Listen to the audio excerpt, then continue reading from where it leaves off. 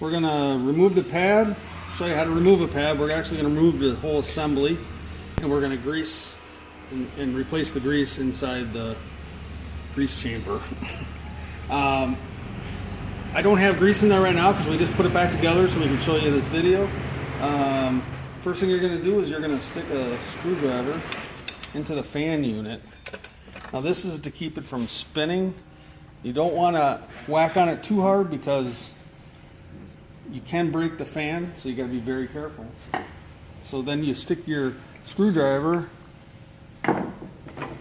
in these holes and lefty-loosey, you start banging it until it spins around. Sometimes it'll take a few hits to get it loosened or, you know, break the seal. Spin this thing off.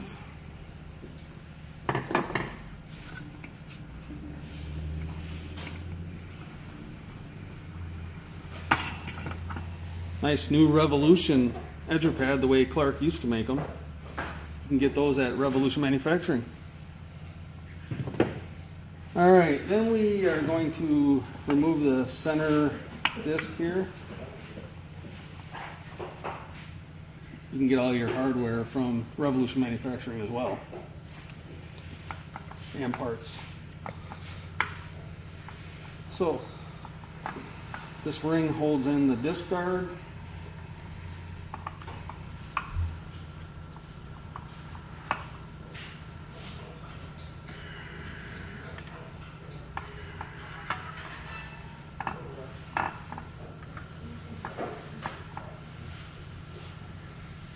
Alright, now we can slip the disc guard off.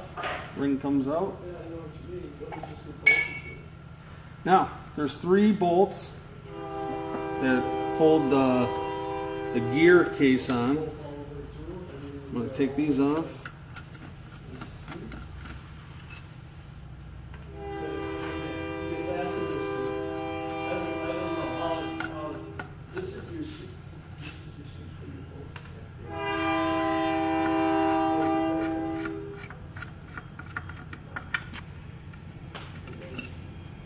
Alright, now I take 2 flathead screwdrivers, and you got to get up underneath this thing and propped off, wiggle it loose. There's no grease in there right now.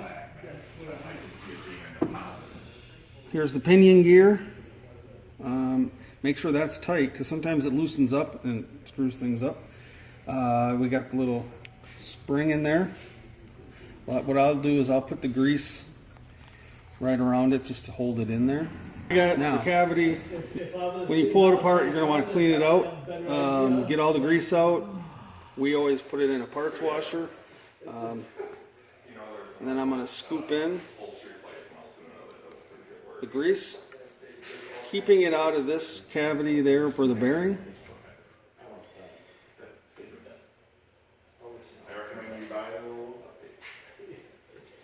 I juice it in nice and around the pinion gear.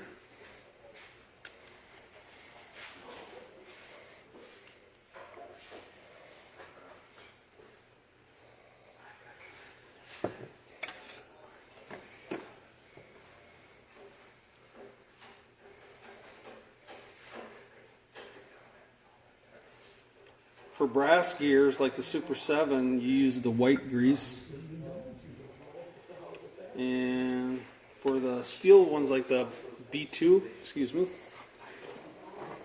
we have a blue grease you would use for the steel gears.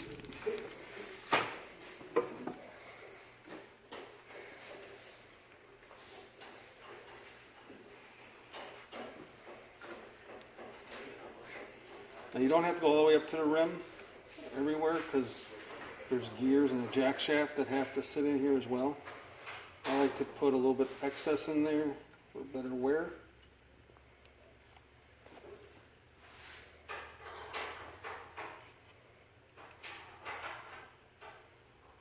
Alright. I'm confident that we got enough in there.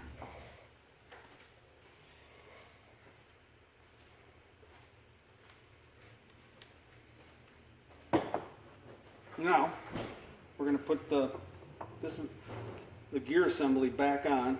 Now you'll see here there is a indentation in the gear cover, or the grease cover. Make sure you line that up over the pinion gear, or else it'll not seat properly. The screws are in a try, so you're gonna get that down. Keep your screws as close as you can to where they're gonna end up, and then a little bit more.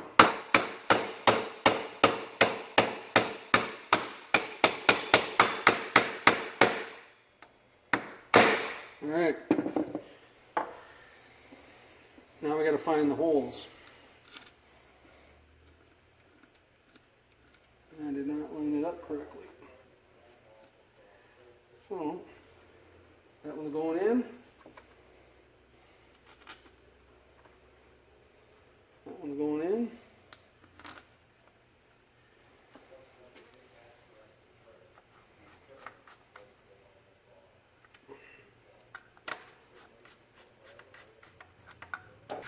What I like to do is get them down snug and then tighten them down about the same force so that it's going perfectly straight in and consistently tight. Now we're going to put the guard cover back on, which just slips on there, and we're going to put the ring that locks that in.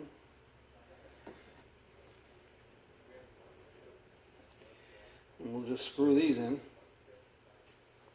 Okay, now we're done tightening the screws that go in and hold the, and this should rotate because it rotates as you're working against the wall. There is a fiber washer I put in already. They're hard to get out when it's upside down like this, but there's a fiber washer. It fits between the jack shaft down in there and the bearing and the edger pad. So now I'm going to screw the edger pad on. What that fiber washer does is keep it from, it's like a contact weld almost after using it so many times and so much force gets turned on this pad, that fiber washer keeps it from sticking, or at least as bad. I'm going to stick the screwdriver back into the fan unit so it can't turn, and I'm just going to tighten it up as hard as I can with my hand, because as soon as you start edging with it, it'll tighten up even more. And there we go. We have our pad changed over. We added new grease, and I guess we're able to check the different components and change bearings at the same time. And you can always get your parts at Revolution Manufacturing if you're a distributor, and if you're a contractor, you can give your distributor a call and get your parts from them. Have a great day.